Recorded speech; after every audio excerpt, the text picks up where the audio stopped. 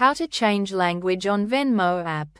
Venmo is a mobile app that allows users to send and receive payments with friends, family, and businesses in the United States. Venmo currently doesn't support multiple languages within the app itself. To change the language in Venmo, you'll need to change the language settings on your smartphone. Here's how you can do it. At first, open your phone's settings. Scroll down to System or General Management on some devices. Then tap Languages and Input. Select Languages.